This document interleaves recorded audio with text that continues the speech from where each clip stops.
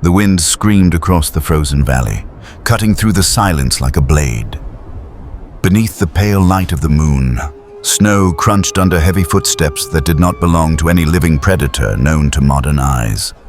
Something old, something thought lost, had returned.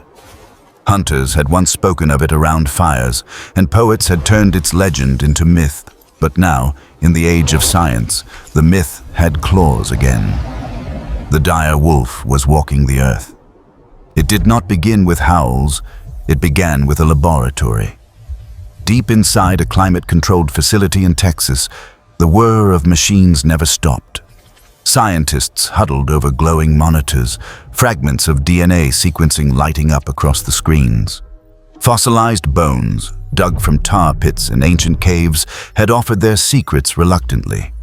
For years, fragments had been too damaged, too incomplete, but technology had advanced, and ambition had burned brighter than caution. The team had one goal: bring back the dire wolf, an apex predator that had ruled North America until its extinction 13,000 years ago. They called it science. Others whispered another word: resurrection. The first announcement to the world was not a polished press release nor a carefully orchestrated conference. It was a leak. A grainy photograph spread across the internet. A cage in dim light, and behind steel bars, a pair of glowing eyes too large, too bright, to belong to a dog. Forums erupted. Some dismissed it as a hoax, another manipulated image designed to stir up the gullible. Others, the ones who studied shadows and read between the lines, felt their blood run cold. If it was true, the world was standing on the edge of something dangerous, something irreversible. The science was both elegant and terrifying. Ancient DNA from dire wolf fossils had been compared against modern gray wolves, and key differences in genes linked to size, skull shape, and metabolism were identified. Using CRISPR, those sequences were edited into embryos. Surrogate wolf mothers carried them to term. What should have been pups opened their eyes with the weight of history behind them. They were larger, faster to grow, their teeth sharper than any wolf had carried in centuries. They were not replicas of the extinct beast, but they were close enough to awaken something primal in the human heart: fear. Romulus was the first. A black-coated male, with shoulders too broad for a pup and eyes that glowed amber like firelight. He grew faster than predicted, his hunger unmatched. Trainers tried to control him, but his instincts resisted. When he howled for the first time, walls seemed to vibrate. Scientists recorded every detail, but even behind reinforced glass, some of them shivered. It was as though the Pleistocene had clawed its way into the present. But Romulus was not alone. Remus and Khaleesi followed, each carrying traits carefully selected, yet unpredictable. Where Remus was cunning, Khaleesi was feral, her snarls echoing through the halls of the research compound. The handlers told themselves they were safe, that protocols were unbreakable. Yet every night, when they locked the doors and left the lab behind, they imagined those eyes glowing in the dark, waiting.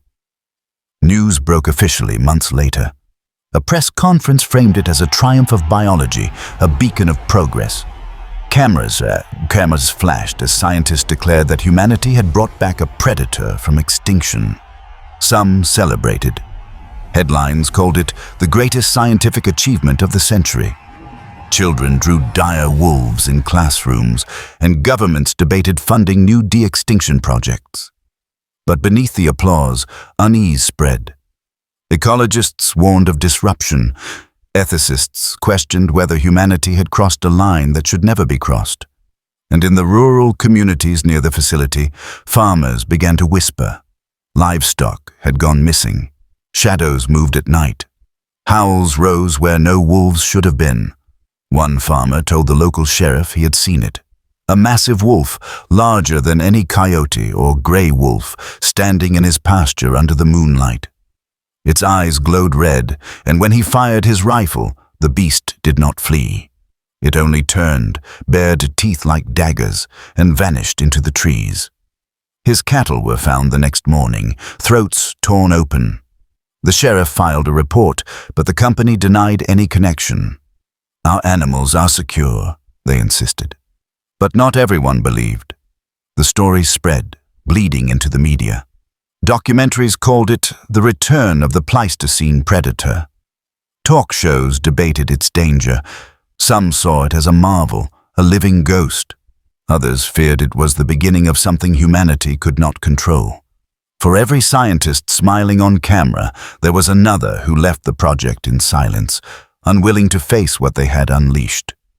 They had wanted to rewrite nature. Instead, they had reintroduced terror.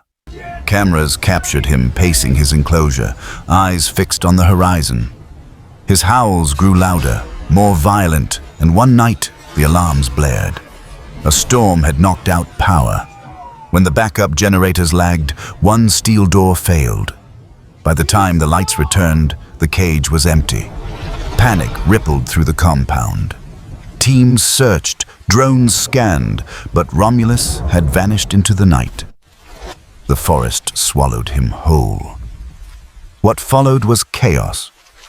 Reports poured in, hunters vanishing, hikers never returning, carcasses of deer torn apart with surgical precision, footprints 3 times the size of a wolf's pressed into the mud, motion sensors triggered in the dark, cameras capturing fleeting images of something massive, something hunting. The scientists pleaded for calm, the government sent teams. But the wilderness had found its apex predator again. Journalists followed the trail, weaving science with speculation. Some compared it to Frankenstein's monster, not evil, simply born into a world that could not understand it. Others warned that this was no metaphor, but a predator evolved to kill, one humanity had foolishly resurrected.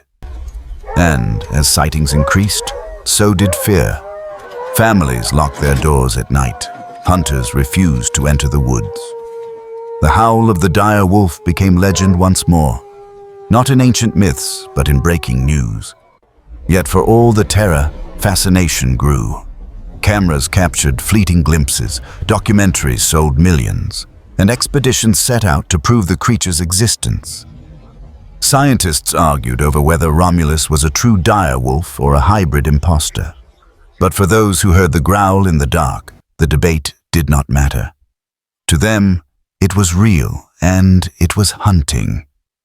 The story of the dire wolf was no longer confined to fossils in tar pits or illustrations in books. It walked under the moon again, muscles rippling, jaws dripping, a shadow that belonged to another age. Some called it science's greatest achievement. Others called it humanity's greatest mistake, but all agreed on one truth. After 13,000 years, the king of predators had returned, and the night was no longer ours.